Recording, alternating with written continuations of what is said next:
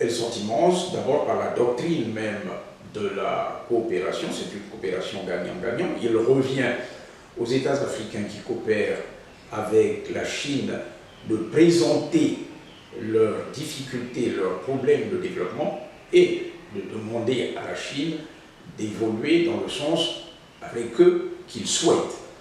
Et c'est déjà un pays qui, en l'espace de 20 ans, si ce n'est légèrement un quart de siècle, a déjà beaucoup fait dans sa coopération avec les États africains, notamment en matière d'infrastructure, en matière de génie civil, routes et ponts, en matière de barrages. C'est aussi un pays qui, dans le domaine agricole, est un partenaire excellent.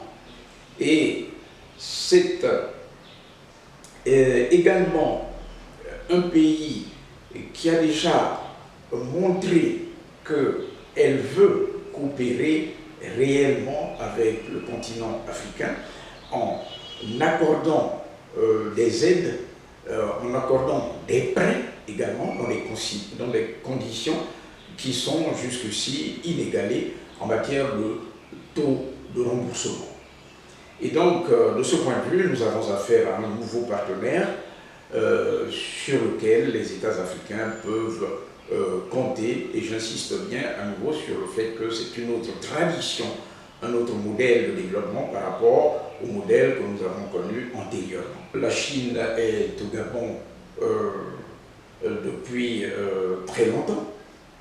Cela a d'abord été par les efforts accomplis par le président Bongo, Omar Bongo, à l'époque du président Mao Tse-tung. Donc la coopération sino-gabonaise est ancienne. Et la Chine s'est impliquée dans un certain nombre de projets d'infrastructure et d'exploitation minière également.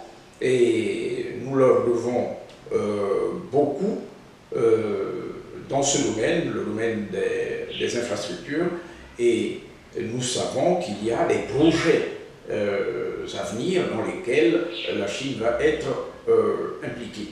Alors nous avons aujourd'hui déjà, et pour s'impliquer à l'avenir, il lui faudrait former du personnel qui sache communiquer, n'est-ce pas, en mandarin avec les opérateurs chinois qui arrivent.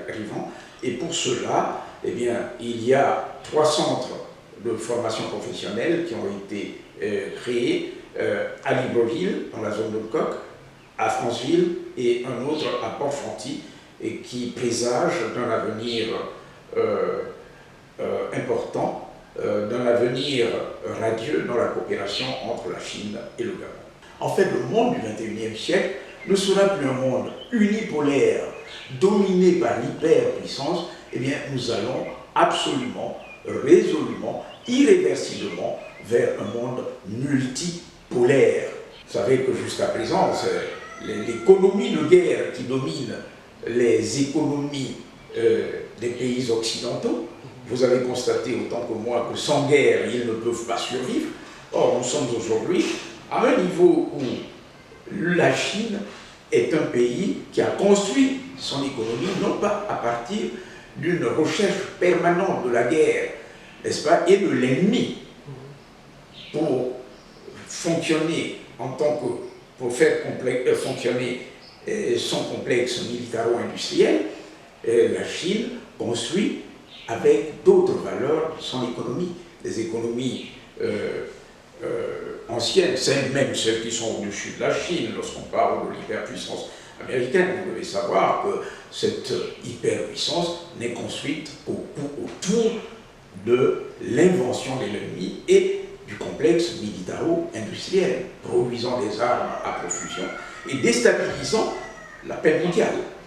Or, jusqu'à présent, je crois que la Chine est un pays pacifique qui n'a nourri vis-à-vis d'aucun autre pays au monde une agression quelconque.